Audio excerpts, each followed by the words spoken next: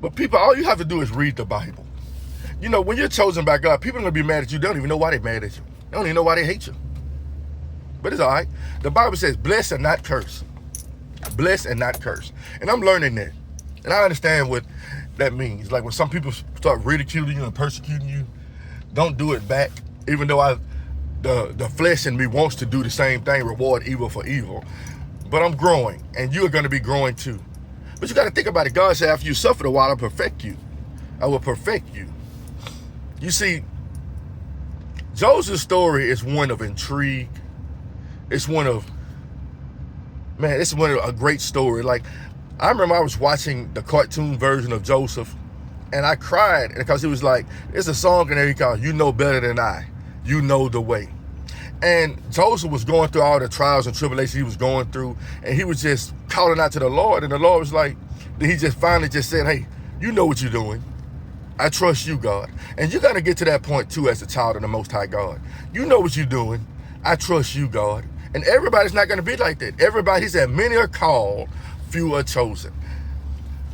And the best way I can explain stepping into what you are is accepting it.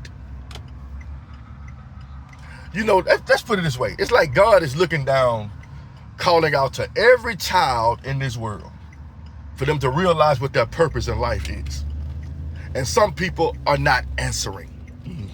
So if you're not answering, you're never going to step into your chosenness. There could be a lot of people in this world that miss their destiny. But the thing is, it is what it is. It's not like we know what other people's destiny is. But there's a lot of people in this world that are just not going to step into what they're chosen to be. You know, people, I can't talk for nobody else, but I know the things I've been through since God came into my life. All kind of things. Like, it don't make sense. It's like every time I feel like I'm about to get back on my feet, I get shot the cags on me again. Whoop, bloop, straight back down again. And guess who else goes through things like that? Joseph. Guess who else came through things like that? David. Even Abraham. Abraham went through some things too.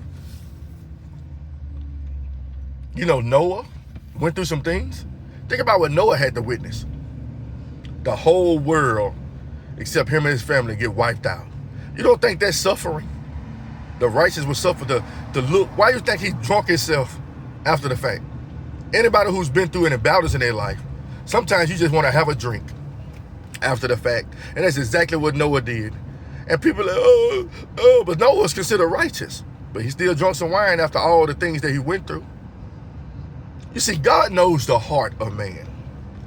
You know, I love Jesus because Jesus was like, I won't drink wine again until I get back home. But you know, God knows your heart. He knows your purpose. And the thing is, let's go back to the dream part. If you're righteous, you don't mind telling people the truth. And the thing about it, if you keep all your dreams to yourself, how will people glorify God through what God has revealed to you? Think about it. Well, after the fact, you'll be like, man, I dreamed that. They'll be like, whatever. You just made that up. I know. You know, think about it. And I hear people like, don't tell people your dreams. Man, come on. Tell them. Tell them what God has put into your heart. So when it come to pass, they be like, the only way he could have knew that is through God. Glorify God. That's why you tell it. But if you ain't scared, if you ain't no coward, don't tell everybody. Now, don't let your left hand know what your right hand doing. Like when you do good things for people, now that's a whole different saying. Well, when God reveals something, imagine if the prophets didn't tell what God showed them. Imagine if they just kept it to themselves. Wouldn't even have a Bible. I ain't gonna say nothing. I'm just gonna keep it to myself. And that's how a lot of people are. A lot of Christians are. I don't want them to know what God is doing in my life. You know, God wants the world to know what he's doing in your life so people can glorify him. Do you understand the whole purpose of you telling what's going on and telling people your testimony and all this stuff so people can glorify God? It's not about you. It's not about you. It's not about you. It wasn't about Joseph. I'm just saying, man, what's wrong with telling a dream? But the world will tell you this wrong. Don't tell people. Don't tell people what God has revealed to you. What? Like, I was talking to a guy that said he don't really believe, he believes Jesus is the devil. And he was like, God talks to me. He tell me not to tell nobody what he tells me. I'm like, I don't think you're talking to God. I really don't believe you're talking to God. Because if you're talking to God, you're going to repeat what he said. You're going to tell other folks what he said in regards to them or yourself or whatever the Spirit tells you to say at the time. Do you understand? Like, you remember I was just reading Elijah, right? Reading about Elijah. And something happened. God gave Elijah a last prophecy to tell the children of Israel. And then he was saddened by that. And he just ducked off to the background after that. He was like, man, God, imagine having to tell some people that this is going to happen, like something bad is going to happen. Some of y'all are going to do that.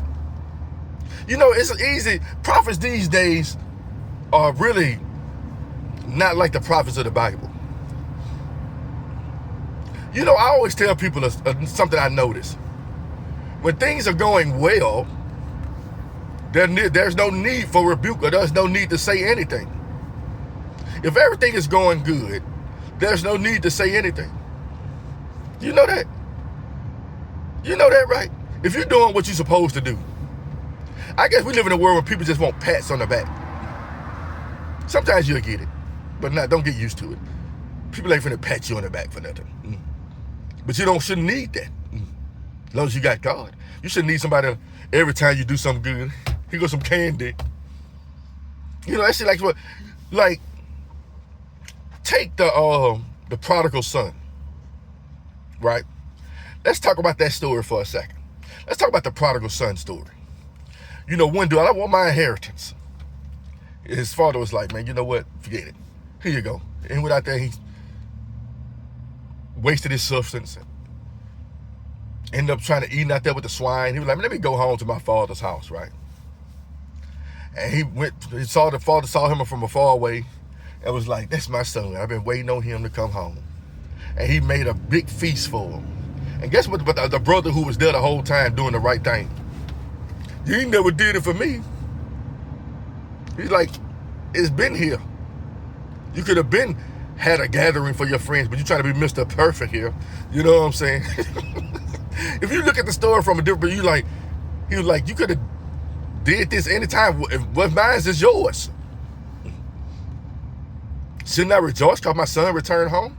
So what, if you look at the other son, he was like, man, I do what I'm supposed to do, and you ain't never did nothing for me.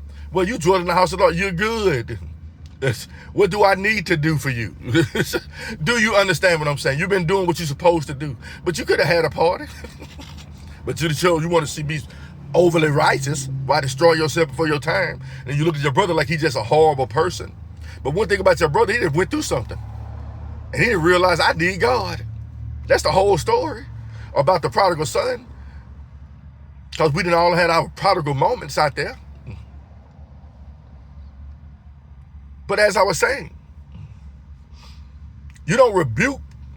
You have no need to rebuke people that are doing what they're supposed to do. Let's say you got a child, right? And they never get in trouble. Do you just chastise them for no reason? I ain't saying they're going to do something that's not going to upset you. Because you got to show that you're the father or mother. But do you just spank them for no reason? Take Israel. Is God just finna, if they doing what they supposed to do, what God gonna keep? Hey, y'all doing so good. Oh, great. If you're doing good, you don't need that. You know what you're doing. But mess up. Whom the Lord loves, he chastises. That's how the Lord comes in. And that's how he worked through the prophets most of the time. They messing up. Let me send somebody down there to straighten them out. Bam. Think about Reed Kings. And he did evil in the sight of the Lord. Then God sent a message. What about the ones that was he did right in the sight of the Lord. You didn't hear nothing. You didn't see a prophet come to them or nothing. If they was doing what they was doing was right, you didn't see no prophet come to, hey,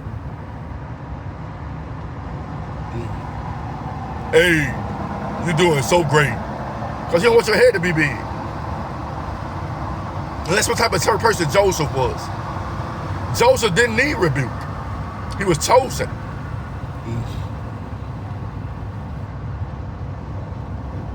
Do you understand? Well, like I said, we live in a world, though, where everybody want a pat on the back. You see, if you go through Joseph's story, man, it was a reason why he was picked. But I'm glad it's written in the Bible. And that's, like, think about that story what I just read about his brothers. Why was that put in there? Think about it. It was put in there to see this is how his brothers act, and this is how Joseph acted.